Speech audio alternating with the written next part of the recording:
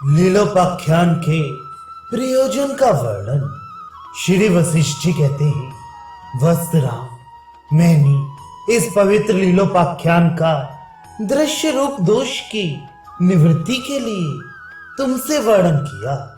वस्तुतस्तु दृश्य सत्ता शांति है। जब वह है ही नहीं तब उसके लिए शमन का प्रयोग करना उपयुक्त नहीं है, क्योंकि सत्य अर्थात विद्यमान के मार्जन के लिए ही प्रयास किया जाता है, असत के लिए कभी नहीं। तत्वज्ञ पुरुष आकाश तरीके निर्मल ज्ञान से ज्ञेय स्वरूप दृश्य को ब्रह्म में विलीन समझकर आकाश के समान निर्मल बना रहता है। यदि कहो कि पृथ्वी आदि से रहित स्वतः सिद्ध स्वयंभू सच्चिदानंद ब्रह्म ने ही इस दृश्य की कल्पना की है, तो उसने उसे अपने में ही सिद्ध किया है। चेतनाकाश रूप परमात्मा का अवभास ही जगत नाम से समझा जाता है। ये उस विशुद्ध सच्चिदानंद घन परमात्मा के किसी एक अंश में स्थित है। ये सब कुछ जिस रूप में देखा गया था वह जीव का त्यों अखंड रूप से स्थित है। यह अनंत सृष्टि माया से उत्पन्न होने के कारण माया ही है, और माया कोई सत्य वस्तु नहीं। निष्पाप राम जिस पुरुष को जिस समय जिस रूप से जिस पदार्थ की प्रतीत होती है, वह पुरुष उसी समय उसी प्रकार उस पदार्थ का पूर्ण रूप से अनुभव करता है। जैसे विष को सदा अमृत ही समझते रहने से वह अमृतत्व को प्राप्त हो जाता है, उसी तरह शत्रु के प्रति सदा मित्र भाव रखने से वह मित्र बन जाता है। इन पदार्थों की निजी स्वरूप की जैसी भावना की गई, वह भावित स्वरूप ही चिरकाल के अभ्यास से स्वभाव बन गया। चेतन परमात्मा का स्वभाव ही विकासशील है।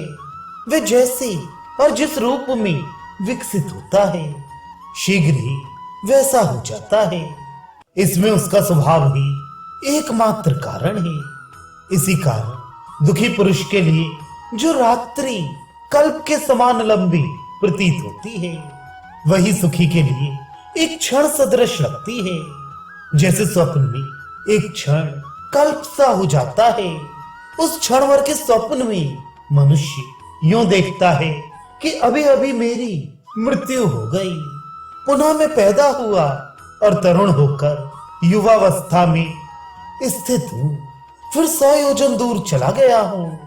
परंतु ध्यान द्वारा जिसका चित्त प्रक्षीण हो गया है, अर्थात जो निर्विकल्प समाधि में स्थित है, उसके लिए न दिन है न रात्रि। परमात्मा के ध्यान में मग्न योगी की दृष्टि में न जगत सत्य है न जगत के पदार्थ ही। महाबाहु, ये जगत जैसी उसके संबंध में भावना होती है, तदनुकूल ही प्रतीत होने लगता है। जैसे मधुर में निरंतर कटुता की भावना करने से वह कटु सा लगने लगता है, और कटु में मधुर की भावना करने से वह माधुर्य से युक्त सा अनुभूत होता है। तथा शत्रु में मित्र बुद्धि रखने से वह मित्र एवं मित्र में शत्रु बुद्धि करने से वह शत्रु हो जाता है। जो शास्त्र अध्ययन और जप आदि पदार्थ है जिनका पहले अभ्यास नहीं किया गया है, उनकी भावना का अभ्यास करने से निश्चय ही समता प्राप्त होती है। नौकारोही अति भ्रम पीड़ित लोगों की भावना से पृथ्वी चलती हुई सी प्रतीत होती है, परंतु जो उस प्रकार की भावना भ्रम से रहित है, अर्थात तट पर ही स्थित है, उन्हें वैसा अनुभव नहीं होता।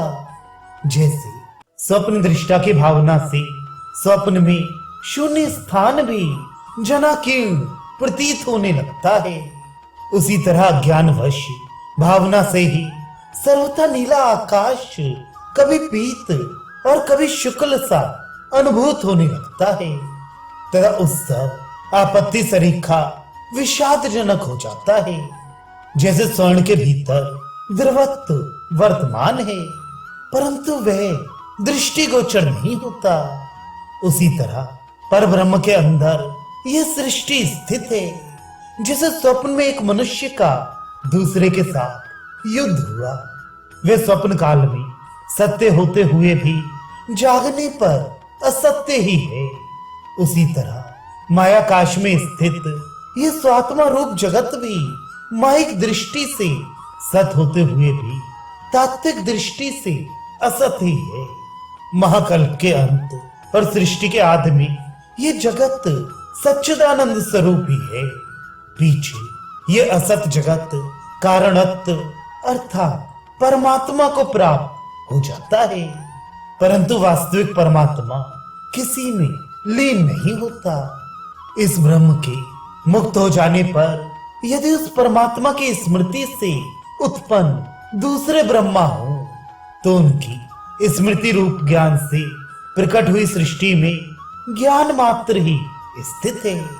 जो जीवात्मा अभ्यास वैराग्य आदि तीव्र साधनों से युक्त है, अतः विषय भोगों से विचलित न होता हुआ मोक्ष पर्यंत एकाकार वृत्ति से रहता है, वही परम स्थिरता मोक्ष को प्राप्त होता है।